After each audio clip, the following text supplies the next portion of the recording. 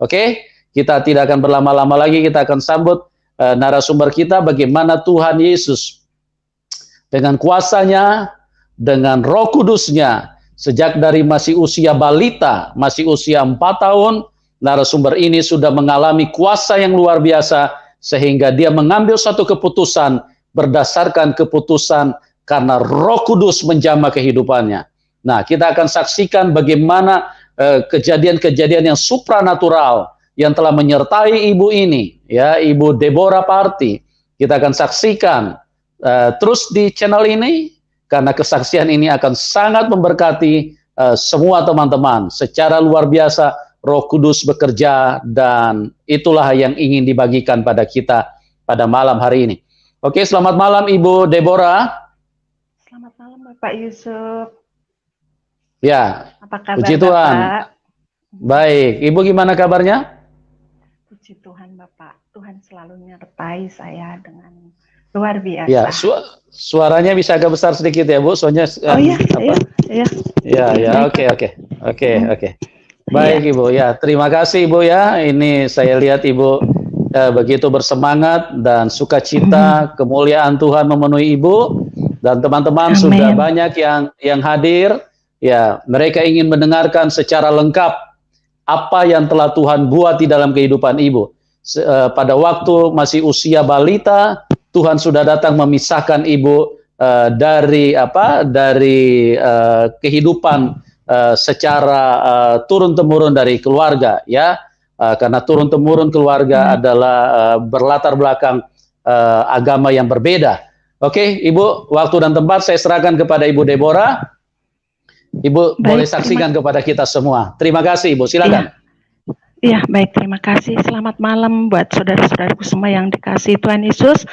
Terima kasih Bapak Yusuf yang telah memberikan kami kesempatan untuk mengizinkan saya bersaksi di channel ini.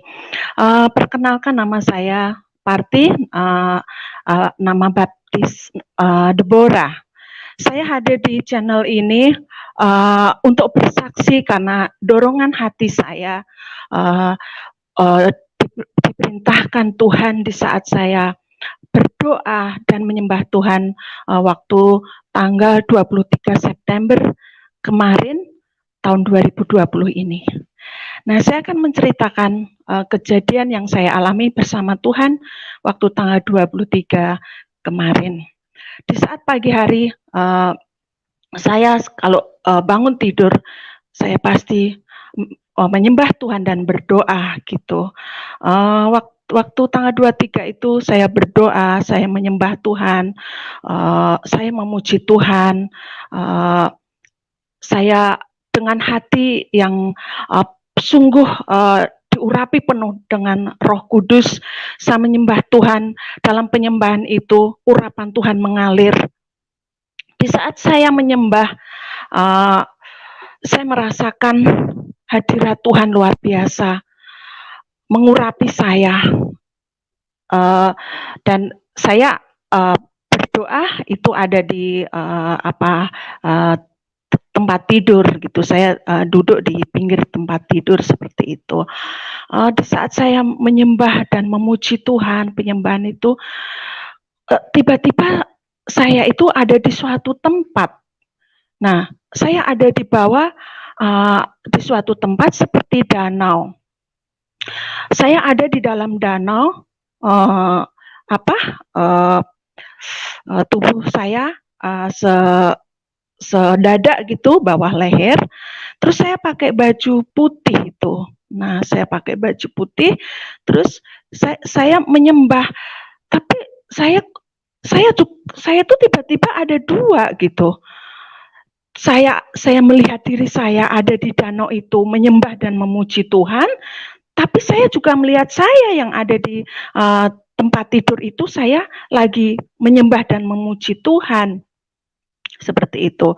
Terus saya menyembah terus memuji Tuhan dengan urapan Tuhan yang luar biasa mengurapi saya. Saya merasakan hati yang damai luar biasa. Bahkan saya merasakan luar biasa damainya itu. terus di dalam penyembahan itu saya ada di air, saya sadar saya ada di air gitu. Terus tapi saya juga melihat saya lagi berdoa gitu.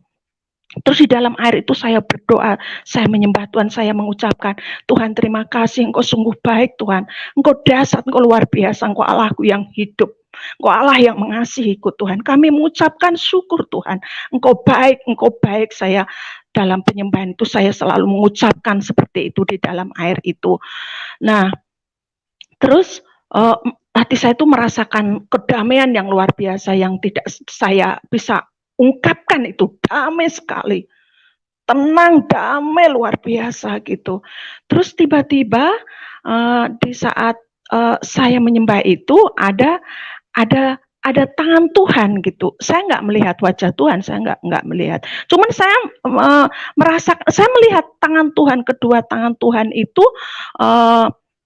menumpangkan kepala saya gitu. Terus kepala saya kayak jadi kepala saya terendam semuanya. Akhirnya saya terendam gitu di dalam air itu gitu. Terus akhirnya kepala saya terendam itu, tangan Tuhan menumpangkan kedua tangannya. Tuhan berbicara begini, anakku, aku akan memberikan kamu kuasa untuk bersaksi gitu. Karena kedatanganku sudah dekat gitu. Terus saya mikir kata-kata itu gitu. Saya suruh bersaksi. Aduh, caranya gimana saya bersaksi gitu. Terus saya langsung gini, ya Tuhan, biar kehendak-Mu saja yang jadi, biar rencana-Mu saja yang jadi Tuhan. Biar kehendak-Mu Bapa yang jadi, biar kehendak-Mu Tuhan yang jadi, saya bilang gitu. Akhirnya tiba-tiba tangan saya itu kayak menulis gitu di dalam air gitu. Jadi tangan saya itu begini, saya sadar itu tangan saya begini gitu, menulis gitu. Terus dalam pikiran saya itu gini, tangan saya menulis, terus saya kayak diingatkan Tuhan gitu, kayak suruh menulis kesaksian hidup saya dari kecil sampai menerima mujizat-mujizat, pikul salib gitu. Terus akhirnya saya sebenarnya di dalam danau itu saya nggak mau selesai, saya nggak mau selesai, pokoknya saya mau di sini terus gitu.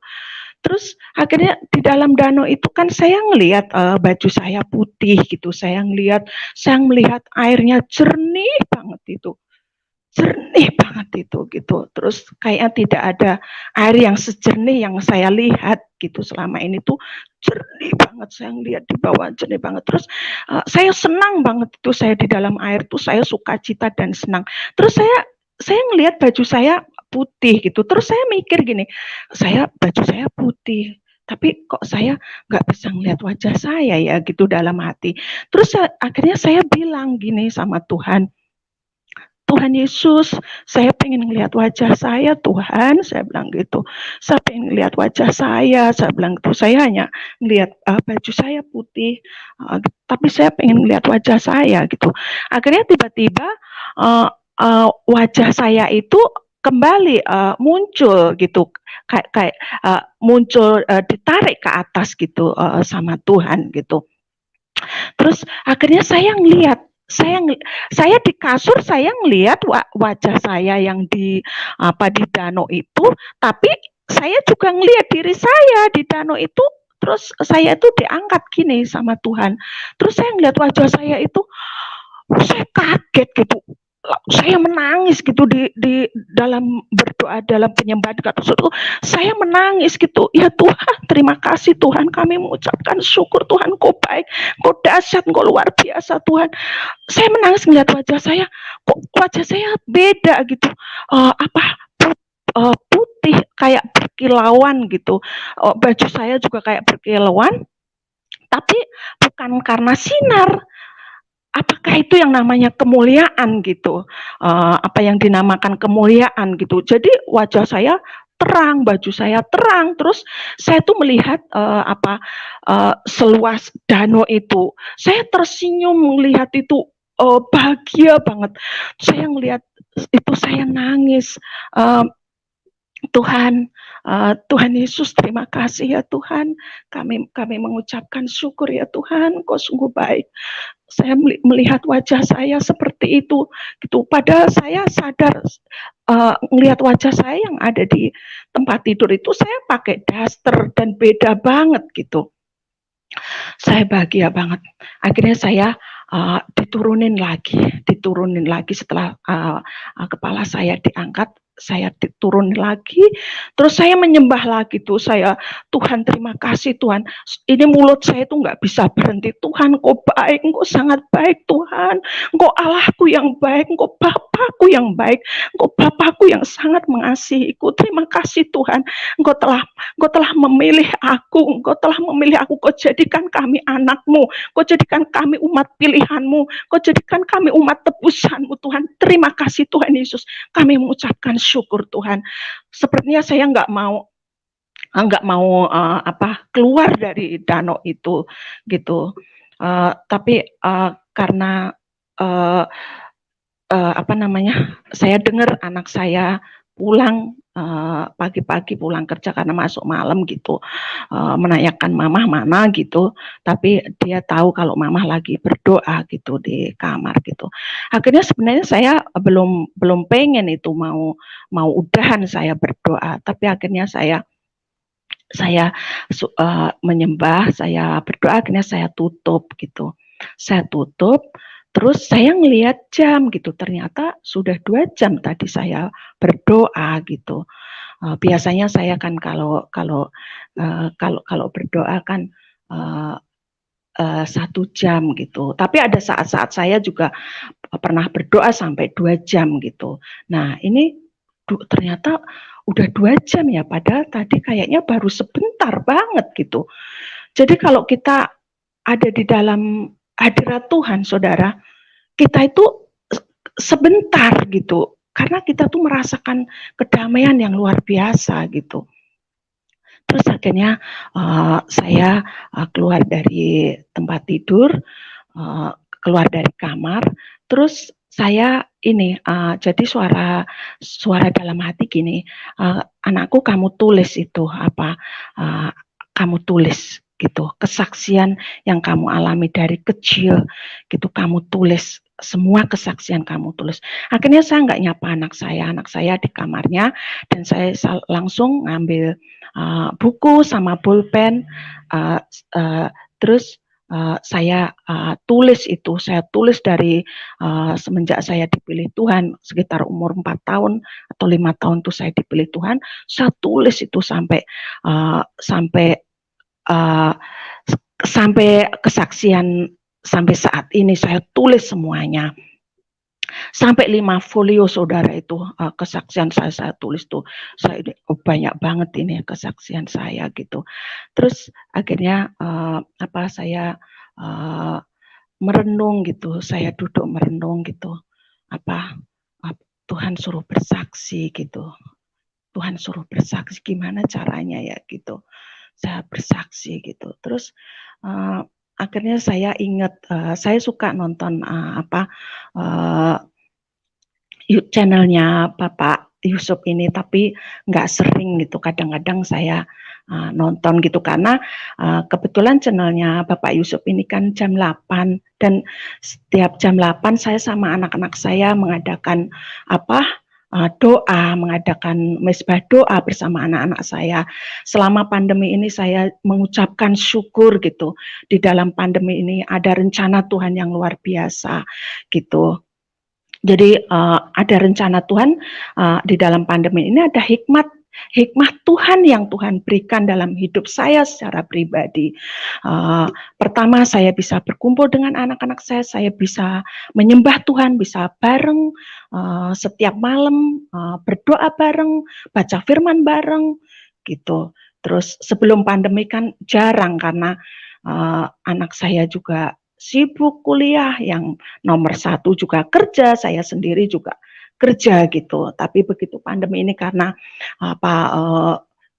kita diliburkan gitu, kantor belum buka, akhirnya kita selalu mengadakan doa gitu. Jadi kita di dalam masa pandemi ini kita lebih apa fokus kepada Tuhan, kita mengucapkan syukur. Dengan pandemi ini ada rencana Tuhan yang dahsyat, bahwa anak-anak Tuhan, inilah saatnya anak-anak Tuhan mencari Tuhan gitu. Karena sebelum pandemi kan sama-sama sibuk, tapi ini kan di rumah, jadi kita bisa berkumpul bersama, bisa mencari Tuhan gitu. Nah, dengan kesaksian ini, apa yang saya ceritakan tadi, kesaksian yang tadi saya ceritakan tanggal 23 September ini yang mendorong saya untuk bersaksi. Nah, mulai sekarang saya mau bersaksi, saudara. Saya mau bersaksi tentang kesaksian perjalanan hidup saya. Saya dipilih Tuhan semenjak saya umur 4 atau 5 tahun. Nah, saya mau menceritakan waktu itu di desa saya ada pengabaran Injil gitu. Di gereja saya belum ada ini gereja, saudara gitu. Jadi waktu itu belum ada gereja dan belum ada waktu itu ada orang Kristen 1 atau 2 orang tuh, saya lupa gitu. Jadi belum ada gereja. Jadi waktu itu ada pengabaran Injil gitu. Terus banyak anak-anak sebaya saya, juga orang dewasa, banyak yang datang ke pengabaran Injil itu ada di rumah orang gitu, karena belum ada gereja gitu. Terus waktu saya kecil itu diajak sama teman-teman saya yang sebaya gitu, anak-anak kecil gitu. Ayo kita ini yuk ke rumah bapak ini gitu. Ngapain? Ayo kita ke sana, di sana ada haleluya, tepuk tangan gitu. Apa itu? Iya, pokoknya ke sana nanti nyanyi-nyanyi gitu. Oh gitu. Kebetulan waktu itu saya kecil kan suka seneng nyanyi-nyanyi gitu. Akhirnya kita dengan teman kecil-kecil gitu, umur sekitar 4 atau 5 tahun tuh kecil-kecil banget. Akhirnya kita datang rame-rame ke tempat bapak itu yang ada tempat untuk pengabaran Injil itu gitu. Terus akhirnya sampai sana saya ngelihat ada 2 orang pemuda yang memimpin gitu untuk ngajarin kita nyanyi gitu. Terus di sana kita nyanyi-nyanyi, tepuk tangan, tapi karena saya baru pertama kali ya, saya belum tahu ya, saya ikut aja tepuk tangan gitu. Nah, akhirnya itu kan setiap sore jam 4 gitu, terus jam 5, setengah 6 itu sudah selesai gitu. Terus akhirnya kita pulang dengan anak-anak, kita seneng gitu, nyanyi-nyanyi seneng gitu. Terus hari Jumatnya, ini teman-teman saya itu ngajak ini, saudara, ke masjid gitu. Ayo kita ke ini yuk, ke masjid gitu. Mau ngapain gitu? Kita belajar nulis Arab gitu, belajar ngaji gitu. Oh gitu. Karena saya kan nggak tahu kalau yang hari Rabu tepuk tangan puji Tuhan itu, saya nggak tahu kalau itu tuh agama, saudara. Saya nggak tahu sama sekali gitu. Akhirnya saya ikut tuh hari Jumat dengan teman-teman saya gitu. Ya udah, akhirnya kita bareng-bareng ke masjid itu, dan di masjid itu banyak teman-teman gitu, banyak anak-anak lah gitu yang belajar ngaji dan nulis Arab gitu. Terus saya sama teman-teman saya ikutin tuh. Terus dan saya kebetulan ditunjuk sama guru ngaji itu gitu, disuruh baca alif gitu, pokoknya belajar bahasa Arab. Saya juga baru pertama kali itu juga saya ke masjid itu, jadi saya bingung gitu. Oh, ini huruf apa gitu. Terus huruf apa itu ya? Terus kan kalau alif kan 1 gitu ya kan gitu. Terus saya bilang alif gitu, ya gitu. Ya udah tuh. Terus akhirnya selesai kita pulang sama teman-teman pulang. Terus saya gini di jalan gitu, aku nggak mau ke masjid lagi. Aku mau kalau ini hari Rabu kita ikut aja nyanyi-nyanyi tepuk tangan haleluya gitu. Terus teman saya ya udah gitu. Akhirnya setiap hari Rabu kita rutin tuh ke yang tempat rumah itu yang buat haleluya puji Tuhan gitu.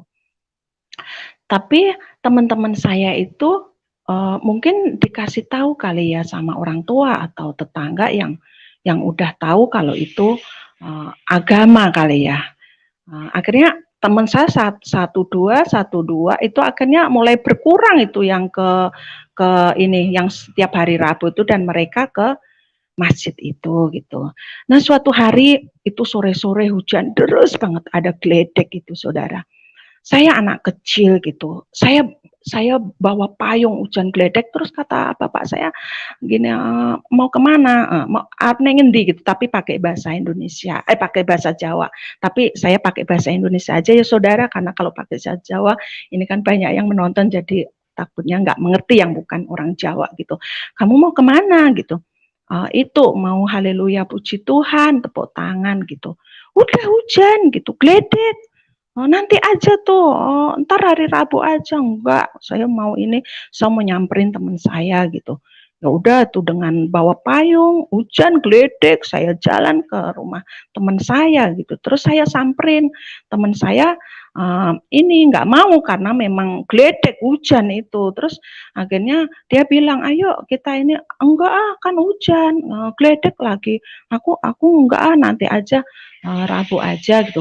Akhirnya saya sendiri saudara, saya tuh sendiri dengan semangat tuh saya jalan sendiri pada itu antara desa saya ke mana ke tempat yang rumah haleluya puji Tuhan itu beda desa gitu ya, beda desa. Saya jalan gitu bawa payung gitu, hujan-hujan gitu, mana sepi lagi karena kan di kampung kan sepi saudara gitu. Saya kan tinggalnya di kampung yang di kampung pinggiran lah gitu ya, karena dari kota itu sekitar 5 kilo gitu. Terus sampai sana ini karena hujan banyak yang nggak datang itu teman-teman, cuman ada berapa anak gitu. Saya semangat itu tepuk tangan puji Tuhan. Pokoknya saya senang banget itu nyanyi gitu. Saya senang banget itu. Terus singkat cerita, saya masuk SD saudara. Saya masuk SD dan kalau SD itu kan ada pelajaran agama ya gitu, ada pelajaran agama gitu. Terus saya ditanya sama bu guru agama itu, karena bu guru agama itu tahu kalau saya itu setiap hari Rabu itu datang ke rumah di mana ada perkumpulan untuk ibadah itu gitu. Dan guru itu tahu kalau itu tuh perkumpulan agama Kristen karena bu guru itu jadi rumahnya jauh, jadi dia kos di tempatnya Pak Lurah gitu. Dan kebetulan rumah yang buat ibadah itu adalah di belakang rumah Pak Lurah. Jadi setiap saya hari Rabu itu pasti saya lewat dan kadang ketemu sama bu guru itu gitu. Terus bu guru itu nanya gitu, Tih, kamu itu kan setiap hari Rabu kan itu ngikut itu ibadah orang Kristen gitu. Terus ini kan pelajaran agama Islam. Terus gimana kamu gitu? Terus kamu gimana gitu? Kamu kan kalau ngikut itu kan kamu jadi Kristen gitu. Terus saya mikir gitu. Tapi saya akhirnya tahu kalau itu tuh agama Kristen gitu. Terus saya mikir gini, ya udah nggak apa-apa Bu, saya ngikut pelajaran Ibu, saya mau mendapatkan nilai gitu. Saya ngikutin pelajaran secara Islam gitu, tapi saya mau tetap maksudnya agama Kristen yang setiap hari Rabu saya ikutin itu. Terus bu guru itu kayaknya nggak suka gitu sama saya, karena di situ hanya saya yang akhirnya yang Kristen yang tadinya anak-anak kecil itu banyak, karena mereka udah tahu kalau itu agama Kristen, mereka pada ke masjid gitu. Cuman saya gitu, akhirnya ya udah gitu, dengan dengan wajah yang kayaknya sepertinya kayak nggak suka gitu. Akhirnya saya ikutin terus itu uh, ibadah setiap hari Rabu gitu. Terus saya juga ngikutin pelajaran agama Islam sampai kelas 6 gitu. Dan akhirnya yang hari Rabu itu akhirnya hamba Tuhan itu bisa mendirikan gereja. Jadinya di situ ada gereja, tapi gerejanya bukan di tempat desa yang ada rumah untuk ibadah itu, tapi di lain desa itu didirikan gereja gitu. Terus singkat cerita saya puji Tuhan saya senang banget masuk SMP, ada grup ada pelajaran agama Kristen, saya seneng banget. Aduh, puji Tuhan gitu.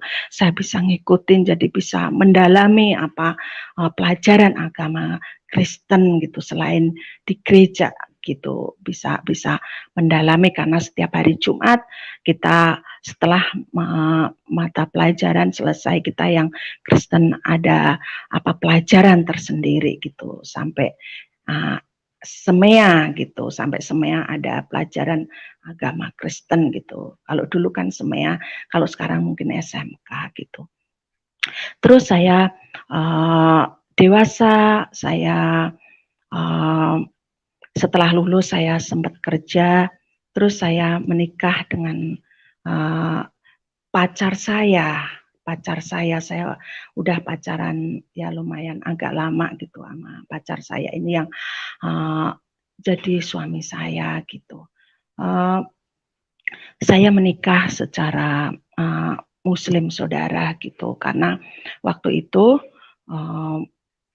jadi suami saya, tapi suami saya tahu dia waktu pacaran gini, nanti kalau kita menikah, kita keluarga gitu, kita sendiri-sendiri gitu. Terus saya juga bilang, iya pokoknya kita perjanjian ya, saya bilang gitu. Saya nggak mau kalau nanti kita keluarga, kamu nyuruh saya untuk masuk kepercayaanmu, saya nggak mau, saya bilang gitu.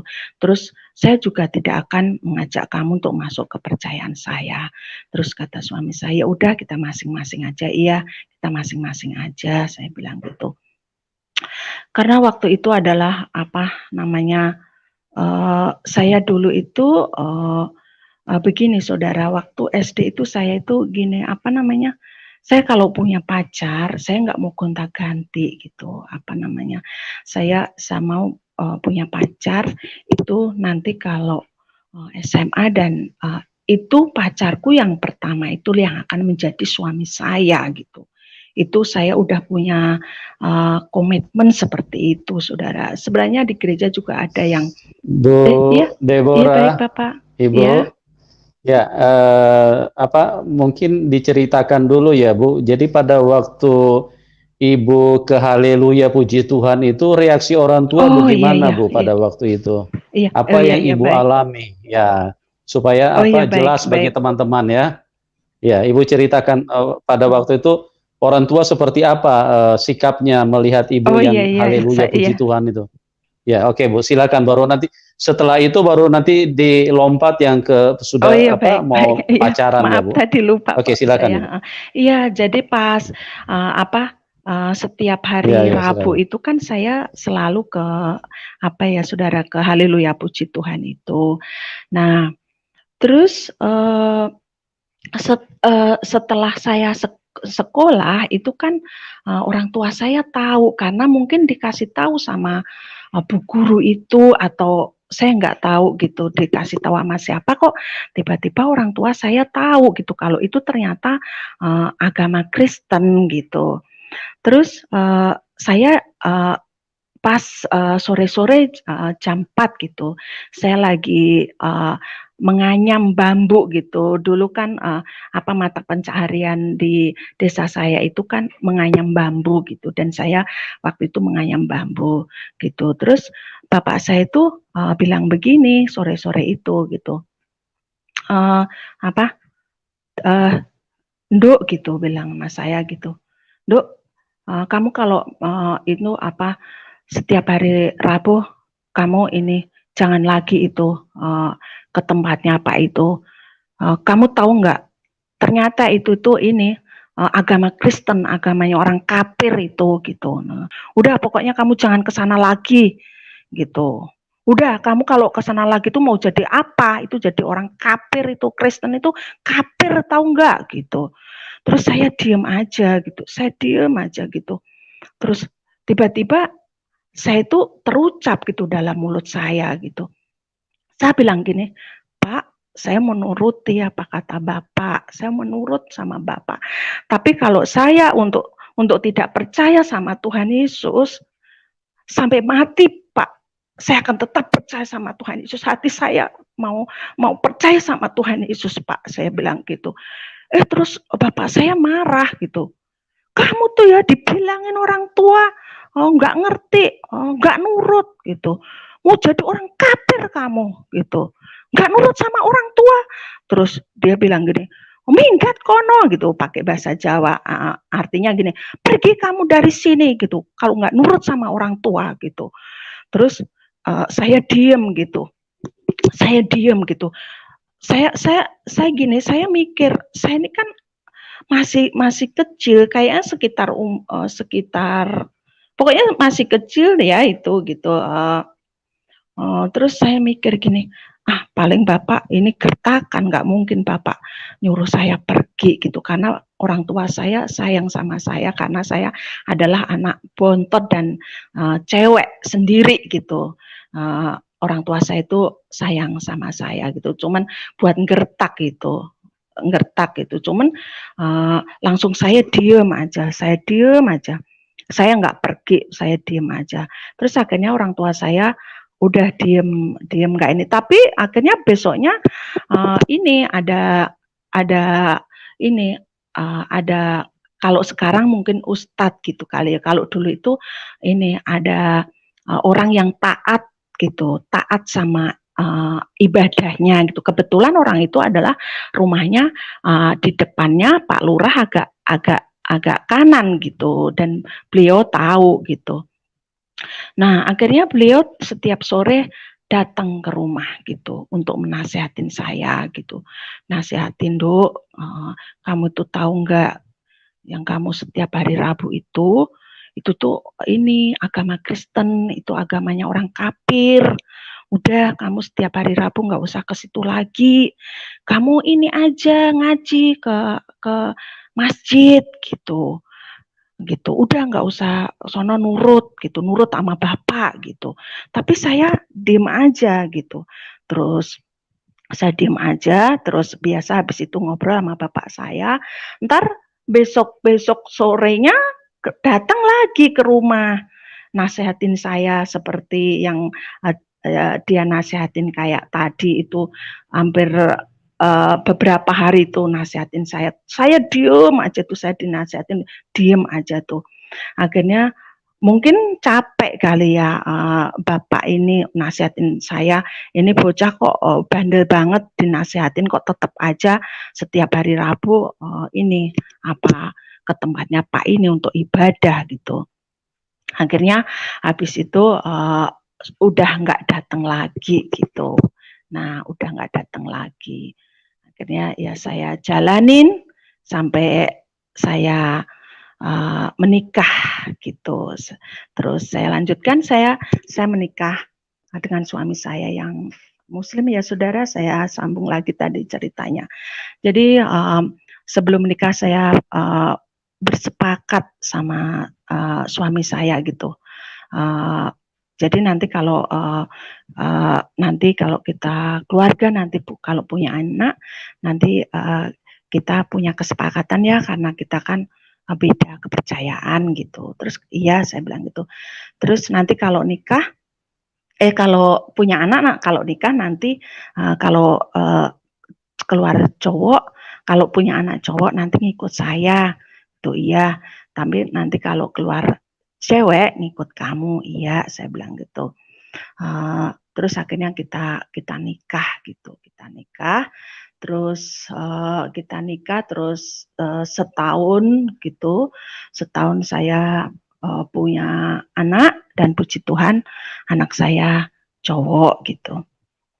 Terus karena kita udah sepakat kalau cowok ngikut suami saya, ya sudah, akhirnya begitu umur 2 tahun ya, 2 tahun pokoknya yang udah mulai mengerti lah gitu ya, udah mulai mengerti untuk diajar ngaji gitu, sholat sama bapaknya diajarin sholat, diajarin ngaji, tapi ngajinya ke ini ke apa ke masjid gitu.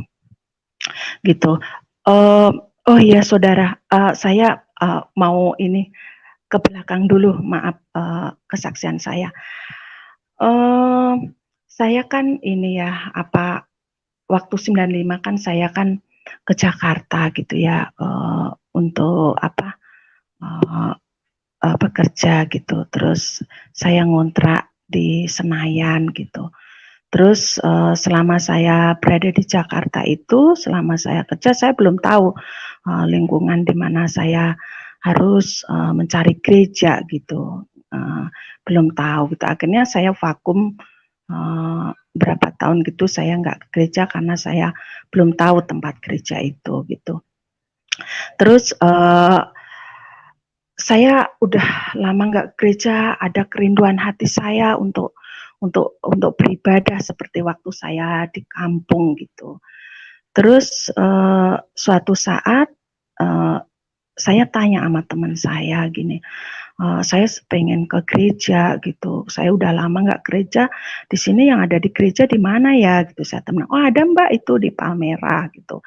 Oh ya aku pengen ke gereja gitu. Terus ya udah Mbak, ntar kalau itu kita hari Minggu ke gereja bareng gitu. Nah, saya ngontrak di Senayan itu, yang saya kontrakin itu sebelum saya masuk itu teman saya gitu, sudah bilang ke saya, Mbak itu yang punya rumah agak fanatik gitu. Teman saya kan tahu ke saya Kristen gitu, oh gitu, oh ya udah. Akhirnya saya diem aja, nggak bilang kalau saya Kristen gitu. Taunya suami saya sama anak saya gitu. Nah di saat saya mulai mencari Tuhan, saya pengen ibadah gitu. Waktu itu pas Natalan gitu, saya datang Natalan gitu. Terus pulang Natalan itu, yang punya rumah itu nggak tahu dari mana gitu, yang ngasih tahu siapa kok tahu kalau saya itu Kristen gitu. Terus saya pulang Natal itu kan saya ngontrak kan di samping rumah dia gitu, terasnya dia ada di kontrakan, terasnya dia itu dekat dengan pintu yang saya kontrakan tuh. Saya pulang itu dia itu banting gitu, terus ngomong kafir gitu sambil ngelihat ke dalam di ruang tamu saya gitu. Saya kaget, itu kenapa Bapak Sukri itu kok marah-marah gitu, terus kok kafir gitu, kok ngelihatnya ke sini gitu. Tahu dari mana saya itu ya Kristen? Saya bilang sama suami saya, nggak tahu gitu. Waduh, kalau kayak gini, waduh gimana gitu. Terus akhirnya ya sudahlah gitu. Terus akhirnya berhari-hari saya masih di situ. Terus saya selama dia tahu saya Kristen, saya jadi keluarga yang saya kontrak itu melihat saya udah beda banget saudara, kayaknya nggak suka gitu, nggak suka banget melihat saya, padahal dia baik gitu, baik sama saya, tapi begitu melihat saya Kristen dia nggak suka. Akhirnya saya berpikir gini, pindah aja apa ya, saya bilang gitu, pindah aja kata suami saya, udah nyari pindah kontrak aja deh, memang itu ya udahlah, memang agak fanatik ya sudah gitu. Akhirnya saya nanya teman saya gitu, di tempatmu ada kontrakan enggak, saya bilang gitu. Oh ada Mbak, itu ada yang kosong gitu. Akhirnya ya udah ntar yuk besok pas libur ke rumahku Mbak. Kebetulan teman saya juga ngontrak gitu di Deretan itu ada yang kosong. Oh ya udah. Akhirnya saya bersama teman saya untuk ngelihat kontrakan itu. Terus saya cocok, saya DP-in, terus akhirnya saya malam itu kemas-kemas saudara gitu. Saya nggak bilang kalau mau pindah gitu. Akhirnya besok saya pindah, suami saya karena di lingkungan situ udah baik gitu, udah baik sama saya dan suami saya gitu. Akhirnya ditanya, kenapa pindah Mas gitu. Terus saya bilang sama suami saya, jangan bilang loh, jangan bilang kalau yang punya rumah fanatik ya, nggak usah, pokoknya bilang aja pindah gitu. Terus iya, akhirnya kita pindah tuh di daerah Priok Ciledug gitu. Terus akhirnya sampai saya pindah di Ciledug itu, saudara, saya seneng banget. Saya merasa aduh, di lingkungan ini kayaknya orangnya nggak fanatik gitu. Saya bisa beribadah, saya bisa ke gereja nih gitu. Akhirnya setiap hari Minggu saya bisa ke gereja tuh yang ke Palmerah itu gitu. Saya seneng banget gitu. Akhirnya saya beribadah setiap hari Minggu gitu. Saya sudah mulai mencari Tuhan, udah mulai rindu baca firman, udah rindu mencari Tuhan gitu. Terus setelah saya sudah rindu mencari Tuhan, saudara, anak saya itu kan ini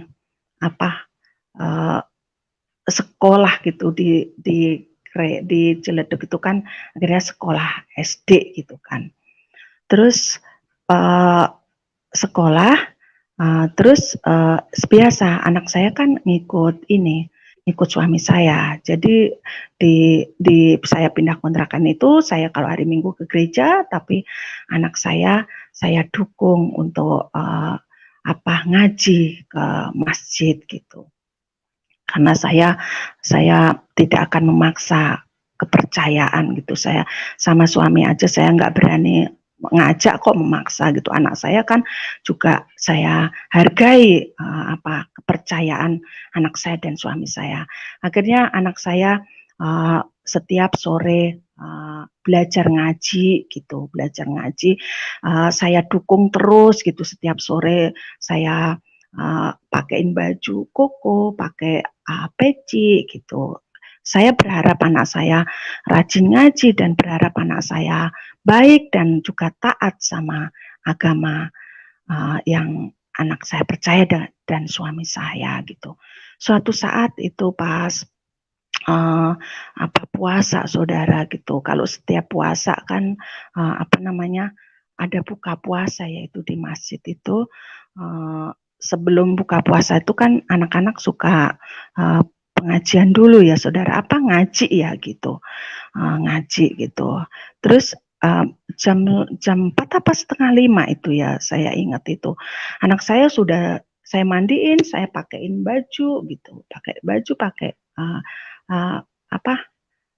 peci apa sih yang ini, bukan peci ya? Saya nggak tahu ya, saudara. Untuk anak-anak itu saya beliin gitu.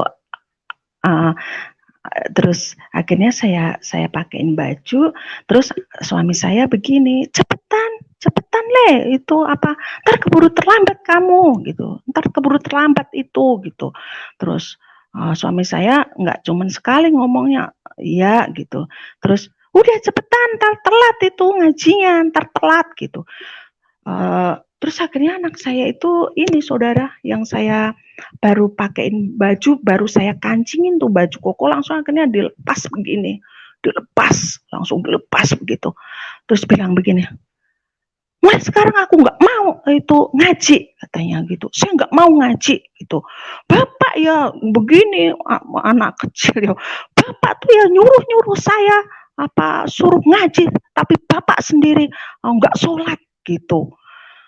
Nah, memang saudara, waktu pacaran gitu, waktu pacaran dengan saya itu, suami saya itu rajin sholat, saudara, karena keluarga dia juga keluarga yang taat gitu. Tapi begitu keluarga agak kadang sholat, kadang enggak gitu kan. Terus akhirnya saya bilang gini, kamu mulai sekarang nggak mau ngaji, saya bilang enggak mah gitu. Terus gimana? Saya bilang gitu. Saya mau ikut mama gitu. Kamu mau ikut mama? Iya gitu. Sambil saya iniin tuh baju, lepasin karena dia nggak mau pakai baju itu lagi kan. Gitu. Ya udah sekarang kalau kamu mau ngikut mama, kamu berarti kalau hari Minggu ke gereja sayang gitu. Kamu mulai besok nggak usah ke masjid, terus begitu, dan kamu juga harus rajin ke gereja, taat seperti mama setiap hari Minggu ibadah. Iya mah gitu. Terus suami saya kan berdiri tuh dengan muka yang kayaknya kesel gitu. Terus saya bilang gini, Mas, denger ya anakmu sendiri ya yang ngomong ya. Bukan saya yang bukan saya yang mengajak ini, bukan saya yang mengajak anakmu ya untuk pindah kepercayaanku, tapi anakmu sendiri yang minta untuk pindah kepercayaan saya bilang gitu. Terus kata suami saya gini, ya udah katanya gitu. Tapi nanti kalau punya anak yang kedua, kalau cewek gitu, nanti ikut saya katanya gitu. Ya udah, tapi kamu harus jadi teladan, saya bilang gitu. Udah akhirnya suami saya diem aja tuh. Nah, terus selisih berapa tahun, selisih setahun apa 2 tahun gitu ya, saudara. Akhirnya saya melahirkan anak cewek gitu. Dan dulu saya ini saudara punya iman gitu. Saya berdoa sama Tuhan, Tuhan nanti kalau saya punya anak, Tuhan tolong berikan anak pertama cowok ya Tuhan, anak kedua cewek gitu. Akhirnya puji Tuhan, dikabulkan Tuhan, anak saya cewek lahir gitu. Terus pas lahir itu saudara, saya itu juga mulai diproses Tuhan gitu. Karena saya kan udah mulai mencari Tuhan tuh. Saya diproses Tuhan. Sebenarnya waktu kecil itu saya juga udah pikul salib ya saudara. Saya diusir sama orang tua saya. Temen saya juga nggak cerita ke kakak saya, ke mas-mas saya kalau saya diusir tuh saya nggak cerita. Saya diem aja dan saya nggak cerita ke siapapun. Saya simpan dalam hati gitu. Mungkin nanti kalau keluarga besar saya kasih kesaksian ini, mungkin baru tahu gitu. Ternyata pengalaman masa kecil saya pas mengikut Tuhan, saya pernah diusir gitu. Tapi saya kan nggak cerita gitu. Terus jika cerita, saya melahirkan saudara, saya melahirkan anak cewek. Terus pas lahir itu seminggu itu kan orang tua saya datang ke Jakarta nengokin anak saya lahir gitu. Orang tua saya sekitar 5 hari di rumah, di saya itu di kontrakan saya itu gitu. Terus 5 hari, terus orang tua saya mau pulang kampung gitu, pulang kampung, diantar suami saya ke agen bis gitu. Terus namanya ada orang tua pasti berantakan ya saudara, pakaian cucian itu numpuk gitu, namanya ada tamu gitu. Karena waktu itu ada orang bapak ibu sama mas saya gitu yang pertama gitu. Terus akhirnya suami saya nganter tuh ke orang tua saya ke agen, terus saya di rumah, terus saya ngelihat cucian banyak, terus sebelah saya itu juga waktu itu ini sebenarnya kalau jadi itu kalau hamil waktu itu bareng hamilnya kita itu bareng gitu, tapi dia keguguran setelah 3 bulan itu dia keguguran gitu, saya enggak gitu. Terus dia datang itu karena kita kontrakannya kan sebelahan gitu di belakang ada pintunya gitu, Mbak gitu. Mas Gun kemana gitu, nama saya Gunawan gitu saudara. Oh itu lagi nganter bapak gitu ke agen gitu mau pulang gitu. Mbak itu cucian banyak banget gitu. Iya Mbak, Iya banyak banget gitu, nggak nyuci gitu. Udah, Mbak nyuci aja sini, Vira, nama saya Vira gitu, anak saya yang kedua itu saya namain Vira gitu. Vira, Agamila gitu. Terus ya udah Mbak, Vira saya aja gitu. Nggak usah Mbak gitu. Nanti nanti aja kalau suami saya udah pulang, nanti aja nyuci. Enggak apa-apa. Saya ajak akhirnya digendong tuh saudara ke rumah dia gitu. Nah, saya nyuci saudara itu, saya nyuci banyak banget. Akhirnya suami saya pulang. Adik di mana mah? Gitu. Adik di mana? Oh itu ada di rumahnya Mbak Tika, diajak. Gitu. Lah kok di situ iya tadi diambil gitu. Katanya aku suruh nyuci. Gitu. Ya udah, udahlah, udah selesai kan, udah tertinggal jemurin iya gitu. Udah ambil, adik ambil iya. Gitu. Terus saya ketuk-ketuk tuh di pintu belakang. Nah, Mbak, itu Mas Gun sudah pulang gitu. Diam aja saudara gitu. Terus Mas diam aja, tahu tidur kali gitu. Coba ke ke pintu depan gitu. Ya Mbak gitu, nggak dengar. Terus suami saya ke belakang lagi. Enggak ini mah ketiduran gitu. Waduh, akhirnya saya ketok-ketok itu kenceng. Mbak Tika, waktu itu namanya Tika. Mbak Tika, ini Mas Gun udah pulang. Mana adik? Saya bilang gitu. Oh iya Mbak, gitu. Sebentar ya Mbak. Ternyata dikunci, depan dikunci, belakang dikunci. Padahal itu nggak pernah namanya dikunci, saudara gitu. Terus dikunci dibuka, terus dikasih. Ya ampun, jadi ngerepotin tante ya. Pipis ya Mbak? Enggak Mbak, gitu. Ini terus ya udah makasih ya Mbak, gitu. Makasih. Ya Mbak. Gitu. Akhirnya saya bawa tuh ke tempat tidur, saya popong gini. Tiba-tiba saudara itu tuh habis saya dari situ tetangga saya tuh langsung keluar itu busa berwarna krim agak kekuningan tuh keluar dari mulutnya. Wah gitu. Hah, ini kenapa ini? Terus suami saya langsung gini, ini pasti diracun gitu. Terus itu langsung mau ke rumah itu langsung saya tarik gitu. Jangan gitu. Jangan. Terus anak saya tuh langsung nangis itu. Terus saya serahin sama Tuhan. Tuhan Yesus ini adalah kami serahkan kepadamu ya Tuhan, anakku kami serahkan kepadamu Tuhan. Saya bilang begitu, apapun yang terjadi saya serahkan kepadamu Tuhan. Dalam hati saya tidak mau menuduh karena kan tidak ada buktinya gitu. Dan suami saya mau marah karena kalau marah pun tidak ada buktinya, kita nggak ngelihat itu diracun apa enggak, kan kita nggak ngelihat gitu. Tapi itu saudara itu apa busa gitu. Kalau apa ya, kalau susu nggak gitu dikasih apa, itu anak saya itu baru umur ini kayak 10 hari gitu.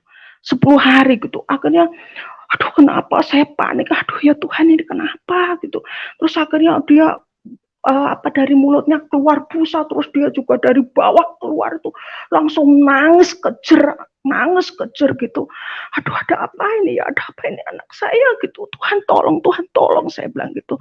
Terus akhirnya biasanya kalau anak saya nangis gitu, sebelah itu yang Mbak Tika itu selalu ini, ada apa Vira gitu. Enggak apa-apa Mbak, ini paling pipis biasa. Nah ini tuh nangis kenceng itu dia nggak keluar gitu dia.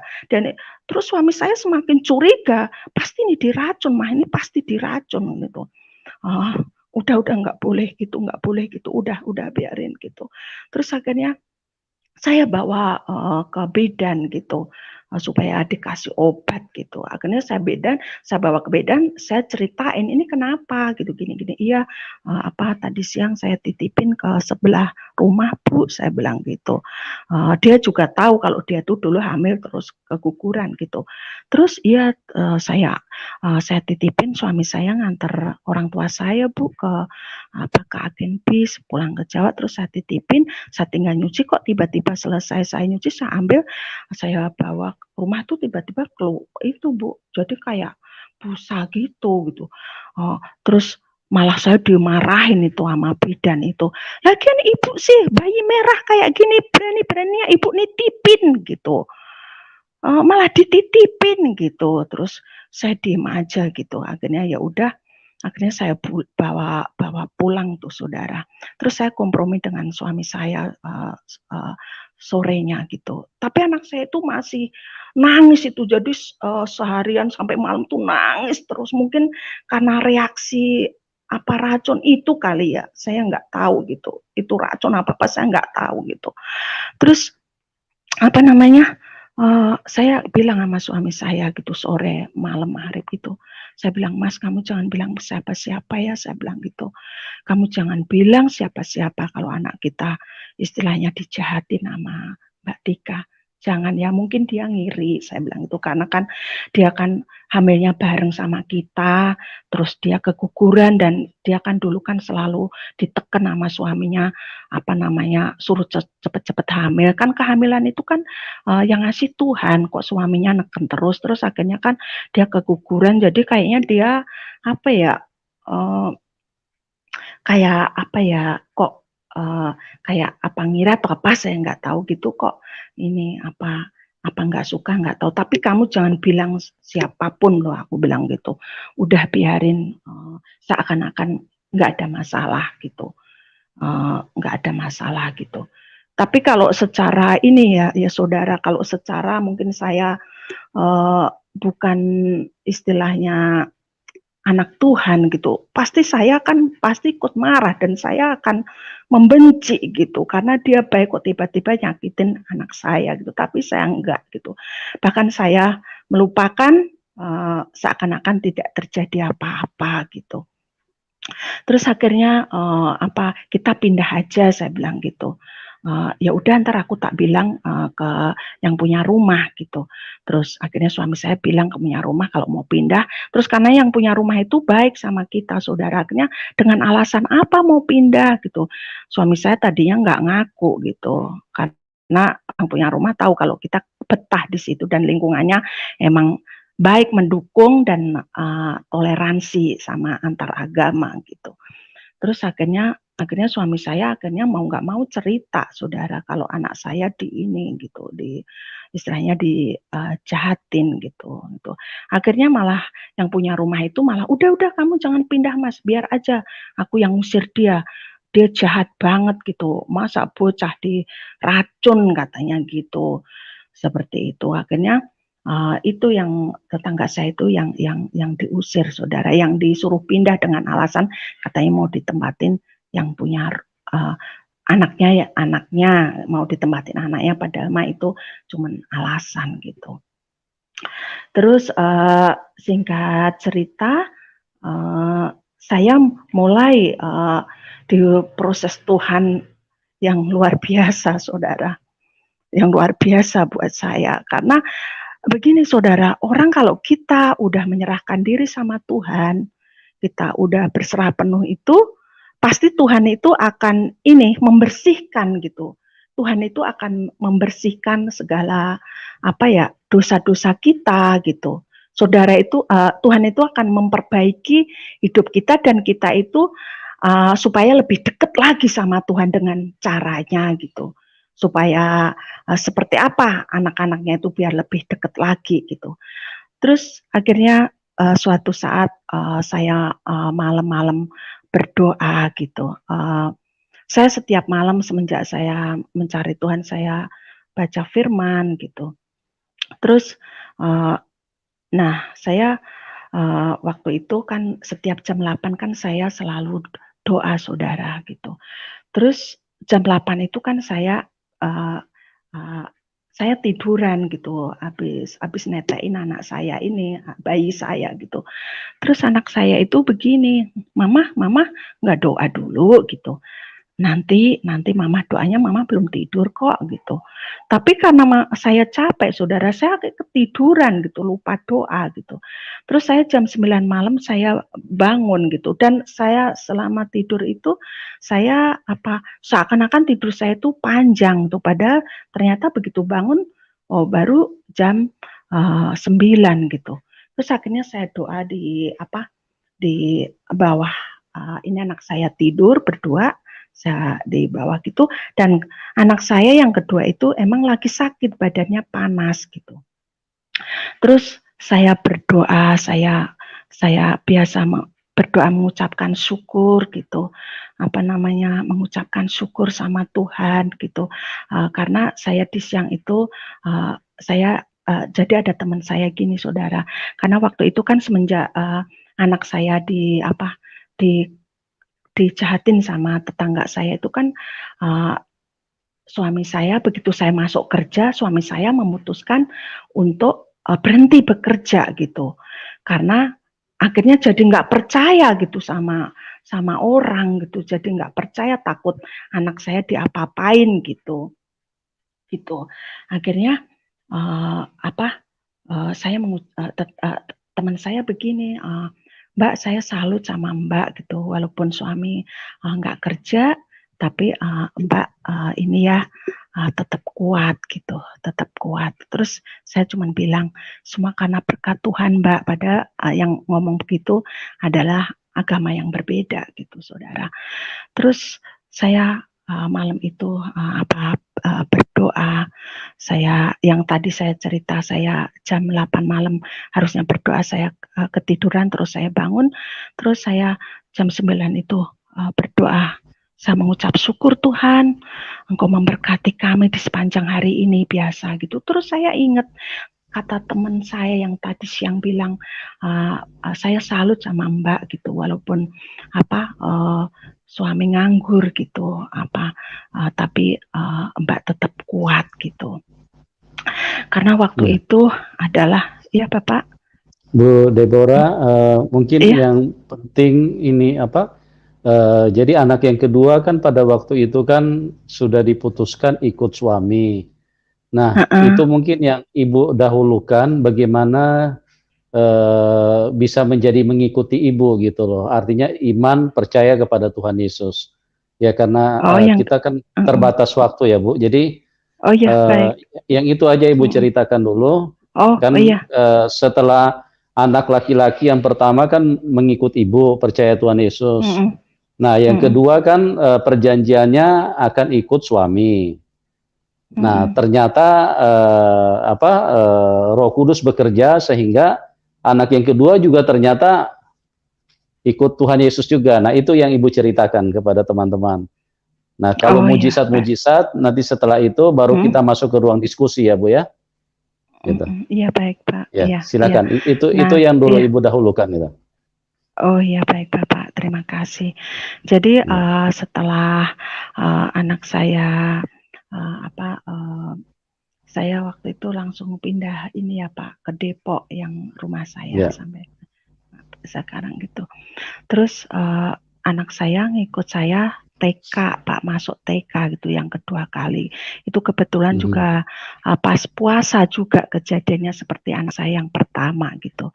Pas puasa itu anak saya yang kedua itu setiap sore kan ini ngikut ngaji gitu kan, ngikut ngaji. Saya dukung karena kan perjanjiannya kalau kedua cewek, karena anak pertama udah ngikut saya, ngikut suami kan. Akhirnya saya dukung.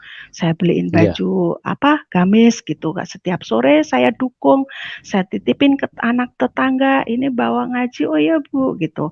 Terus akhirnya setiap sore dibawa ngaji gitu. Terus pas dia TK gitu gini, anak saya yang besar tuh gini, karena waktu itu gini, suami saya kan kalau hari Minggu kan kalau kerja saya libur gini Pak, Mah nanti nitip ya adik ya gitu. Saya masuk kerja, oh ya udah, karena nitip itu karena kan dia masuk, jadi nitip untuk dibawa ke gereja karena waktu itu belum ada yang ngomong gitu, iya gitu. Akhirnya kalau suami saya kerja, saya bawa itu ke gereja seperti itu. Terus akhirnya singkat cerita yang pas kejadian puasa juga, terus anak saya yang pertama begini, adik kamu tuh ya kalau hari Minggu ngikut mama ke gereja, kalau setiap sore ngaji, gimana sih Dek, kamu sebenarnya mau ngikut siapa sih gitu. Terus anak saya bengong itu, bengong mikir gitu. Terus saya juga kasihan gitu ngelihatnya gitu, masih bocah gitu. Terus akhirnya saya deketin, iya sayang, kamu ngikut siapa? Apa ngikutnya mama atau ngikut bapak sayang gitu. Kalau mau ikut mama berarti kamu mulai besok nggak usah ke musola. Tapi kalau mau ngikut Bapak, berarti hari Minggu nggak usah ngikut ke gereja gitu. Terus akhirnya anak saya mikir Pak gitu. Terus akhirnya mikir gitu. Terus akhirnya meluk saya gitu. Ya udah saya ngikut Mama aja gitu. Ngikut Mama aja gitu. Oh ya sudah, kalau mau ikut Mama berarti mulai besok nggak ke musola ya sayang gitu. Iya mah gitu. Pesan iya gitu. Akhirnya besoknya suami saya kan ada tuh di rumah gitu. Terus saya bilang gini, Mas, semalam anakmu bilang mau ikut saya bilang gitu. Terus suami saya dengan wajah yang kesal gitu, maksudnya ini kok dua-duanya jadi ngikut gitu. Terus saya bilang ikut saya, dan saya juga nggak memaksa. Semalam juga anakku sendiri yang ngikut karena ditanya sama Fikri gitu. Anak saya yang pertama itu namanya Fikri Pak, karena kan ngikut suami saya namanya Fikri gitu. Seperti itu. Terus udah, terus akhirnya diem aja, ya udah mungkin menyerah kali ya Pak ya. Menyerah kali, dua-duanya akhirnya ikut saya gitu. Terus akhirnya setiap hari Minggu saya sama anak saya 2 itu, suami saya nganter Pak ke gereja gitu. Karena memang suami saya kan emang kita walaupun berbeda kepercayaan, kita ini Pak saling menghargai gitu. Kita tuh saling menghargai dan nggak ada masalah gitu. Karena kita saling mengingatkan sampai detik ini gitu, saling mengingatkan gitu. Terus setiap minggu saya diantar ke gereja sama anak-anak saya gitu. Nah, terus perjalanan saya di ini saya mau mulai tuh Bapak saya di proses Tuhan ya Pak ya. Saya mau cerita yang anak saya yang kedua mau diambil Tuhan itu, saya cerita sedikit ya Pak ya. Ya, saya cerita. Jadi saya diproses Tuhan, saudaraku. Anak saya itu, saya lagi doa malam yang saya cerita tadi, jam 9 saya doa, mengucapkan syukur, tiba-tiba itu di dalam... Suaranya kecil, Ibu. Oh iya baik, saya mengucapkan syukur itu, tangan saya kan seperti ini saudara, kedua tangan saya itu sebenarnya tiba-tiba itu kayak ada batu besar yang ada di telapak tangan saya, batu besar tuh. Terus saya merasakan ini berat banget, ini batu ada di tangan saya Tuhan gitu. Terus akhirnya di dalam hati ada suara begini, anakku, aku ndak menguji imanmu gitu. Nah itu pertama kali pertama kali saya mendengar suara Tuhan gitu. Karena saya kalau ada teman cerita mendengar suara Tuhan, saya nggak percaya gitu. Saya nggak percaya. Masa sih manusia bisa mendengar suara Tuhan gitu. Terus itu kata-kata itu bilang anakku gitu. Anakku, saya ndak menguji imanmu gitu.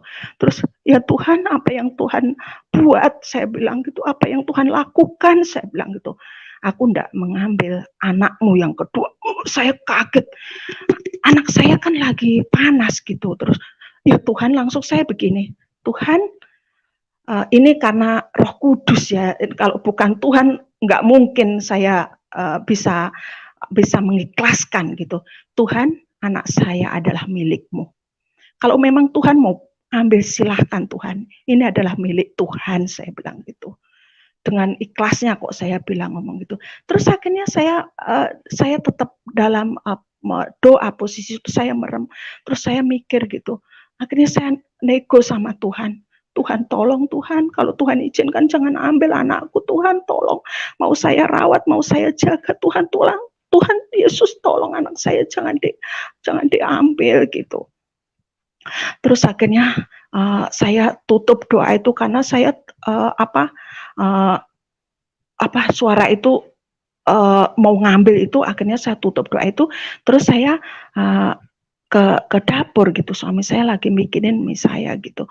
Terus saya bilang sama suami saya, Mas, anakmu mau dipanggil sama Tuhan gitu. Apa-apaan? Enggak, aku barusan dengar suara Tuhan. Apa-apaan sih katanya gitu. Enggak ada namanya manusia, nabi juga enggak bisa mendengarkan suara Tuhan. Kamu apa-apaan sih gitu. Enggak, saya bilang gitu. Saya kan sekarang sudah bertobat, artinya saya itu udah mencari Tuhan gitu. Saya itu udah mencari Tuhan, dan orang yang sudah menyerahkan diri sama Tuhan dan istilahnya bertobat gitu, itu tuh bisa mendengarkan suara Tuhan. Dan ini tadi itu benar, yang ada dalam suara hati saya itu adalah suara Tuhan gitu. Terus akhirnya suami saya ngelihat anak saya yang tidur itu, bilang, apaan no anakmu tidur gitu. Tapi saya ngelihat anak saya itu pucat gitu. Saya ngelihat anak saya pucat. Terus akhirnya saya nggak mau berantem, mau saya jelasin kayak apa, kan memang suami saya kan beda kepercayaan gitu. Mungkin kalau kepercayaan suami saya nggak percaya kalau bisa mendengarkan suara Tuhan, itu kita memang beda kepercayaan. Tapi kalau di kepercayaanku kan orang yang sudah menyerahkan diri sama Tuhan, istilahnya bertobat gitu. Artinya bertobat bukan berbuat dosa, membunuh atau apa, enggak. Bertobat istilahnya kan ini memperbaiki hidup gitu, yang sifat-sifat karakter yang tidak baik kita rubah gitu. Terus akhirnya saya nyium anak saya gitu. Saya cium adalah tanda cium yang terakhir gitu. Saya begini menyium anak saya dalam pikiran saya, inilah ciuman yang terakhir. Saya cium gini, tiba-tiba ada suara dari dari umbun-umbun telinga itu, seluruh ruangan itu ada suara begini, malam ini nyawamu ndak kucabut, malam ini nyawamu ndak kucabut begitu. Saya kaget gitu. Saya udah gemeteran itu takut banget saya gitu, orang mau mati seperti itu gitu rasanya. Langsung saya marah sama Tuhan. Saya bilang gini, Tuhan, Tuhan sambil gemeteran ketakutan. Tuhan, tadi Tuhan mau ngambil anak saya. Kenapa Tuhan saya mau ngambil saya sekarang juga? Jadi saya marah-marah gitu. Kenapa Tuhan mau ngambil saya gitu? Itu dengan kaki saya gemeteran, saya ngelihat itu udah kayak muter-muter kabur-kabur gitu. Jadi saya kalau nggak bertahan gitu, saya bisa jatuh, mungkin nggak ada mungkin gitu. Tapi saya tetap bertahan, saya berdiri, saya sambil gini, Tuhan, saya nggak mau mati, Tuhan, saya nggak mau mati, Tuhan tolong, saya nggak mau mati sekarang, Tuhan tolong gitu. Terus saya nggak mau, Tuhan, saya nggak mau. Terus saya bilang begini, Tuhan, masih banyak yang harus saya selesaikan, Tuhan. Kalau Tuhan mengambil saya malam ini, masih banyak yang harus selesaikan, masih banyak masalah yang harus selesaikan. Keluarga besar saya belum bertobat, belum percaya sama Tuhan Yesus. Tuhan tolong berikan saya hidup, saya bilang gitu. Terus akhirnya saya pindah ke ruang tamu gitu. Di situ suami saya duduk gitu. Saya duduk gitu. Yang tadinya saya udah gemeteran gitu, saya duduk. Terus saya tiba-tiba udah ada kekuatan. Tadinya kan saya mau jatuh, saudara, itu mau jatuh. Mungkin kalau orang itu jatuh gitu mungkin nggak ada gitu kali ya, apa yang namanya serangan jantung tiba-tiba jatuh mati mendadak gitu. Saya udah ada kekuatan. Tadinya saya pegang kaki saya itu ini dingin, saudara. Kan saya dengar kalau orang mati itu kan kakinya dingin gitu ya. Ini saya pegang kaki saya, aduh udah dingin terus. Saya takut gitu. Terus akhirnya saya begitu bilang tadi pas berdiri itu, Tuhan beri saya hidup gitu. Saya masih banyak apa yang harus saya lakukan gitu. Akhirnya tiba-tiba itu yang dingin itu turun, itu mulai turun. Terus akhirnya saya udah mulai ada kekuatan. Terus suami saya duduk di sebelah kanan saya. Saya bilang gitu, Mas, kamu tahu apa yang saya alami tadi? Saya bilang gitu. Iya, kamu kayak orang gila, katanya gitu. Kamu kayak orang gila gitu. Ngelihat saya marah-marah tadi, Tuhan di udara mau nyabut saya gitu.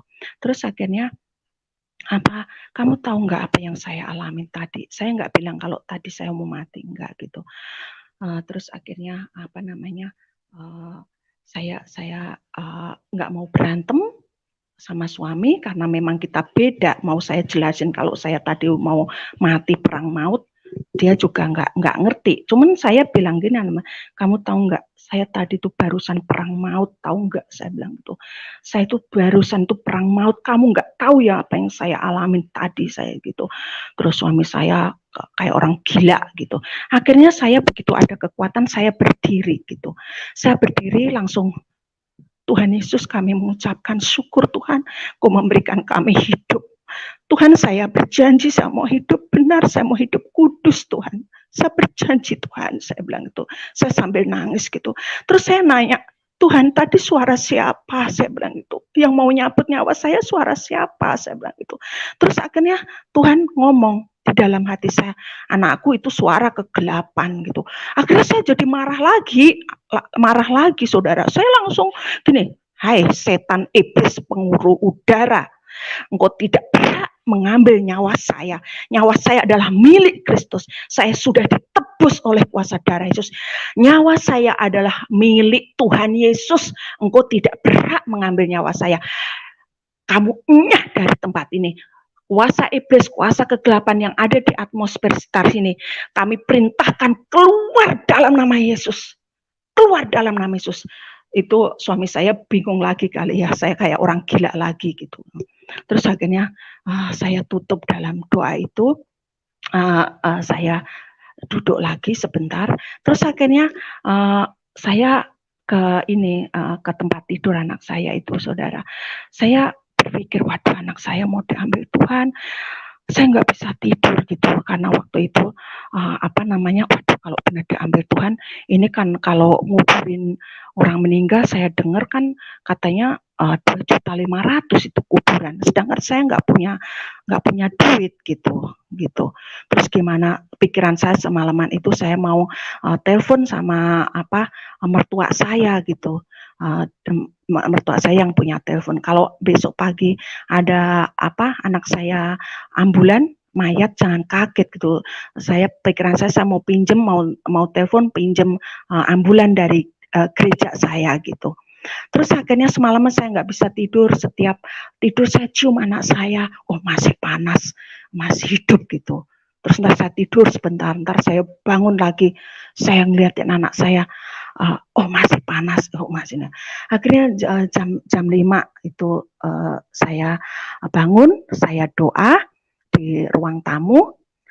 Saya berdoa, saya mengucapkan syukur, biasa saya mengucapkan syukur, tapi di dalam doa itu saya pun ketakutan, saudara. Doa saya nggak fokus karena saya takut ada suara semalam yang mau nyabut nyawa saya, sama dalam hati saya kalau ada bilang anak saya mau diambil lagi. Jadi saya nggak fokus gitu, tapi saya tetap mengucapkan syukur Tuhan, saya mengucapkan syukur.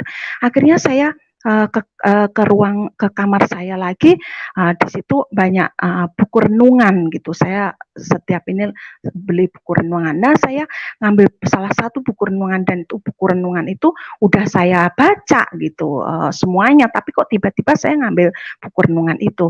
Terus akhirnya saya baca buku renungan itu yang judulnya Abraham, imannya Allah menguji iman Abraham gitu. Saya baca sampai bawah gitu.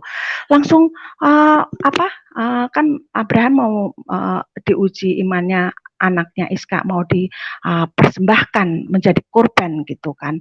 Saya baca itu langsung saya seneng banget tuh. Yes, aduh puji Tuhan, anak saya nggak jadi Tuhan ambil. Ternyata aku cuman diuji iman saya, ya Tuhan. Terima kasih Tuhan. Saya seneng banget saudara itu. Tuhan terima kasih ya Tuhan, ternyata Engkau cuman menguji iman saya Tuhan. Terima kasih. Saya ingat, oh ya semalam itu kan pas Tuhan bicara mau ngambil anak saya, kan saya langsung nyerahin, ini kan milikmu Tuhan. Dan saya kok saya ikhlas gitu. Demikian juga Abraham kan ini istilahnya menyerahkan anaknya kan dengan ikhlas gitu. Boleh walaupun disembelih tapi ikhlas, karena Abraham kan taat sama Tuhan gitu. Dan saya waktu itu kan saya juga mau taat sama Tuhan. Apapun yang Tuhan ini saya mau taat itu. Tapi itu pun juga pekerjaan Roh Kudus. Kalau tanpa Roh Kudus saya juga pasti nggak boleh dong anaknya dipanggil gitu. Nah, seperti itu. Jadi akhirnya saya seneng banget itu. Jadi tidak diambil, saya semakin dekat sama Tuhan, kesini-sininya gitu. Terus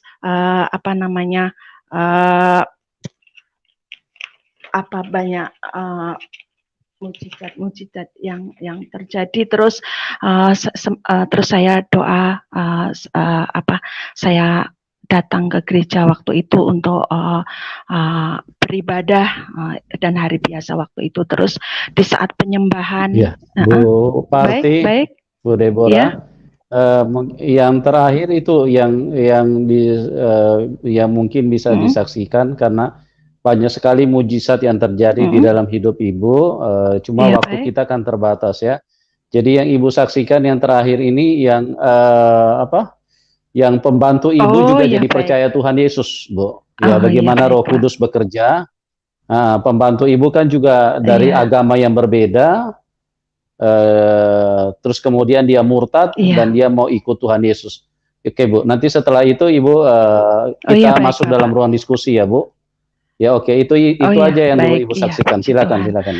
Oh iya, saudara, waktu itu kan suami saya sudah kerja, saya kerja, akhirnya saya ngambil mencari momongan untuk anak saya gitu. Akhirnya kita dapat yang momong untuk anak saya itu dari Lampung gitu. Dan itu begitu datang dia pakai jilbab gitu.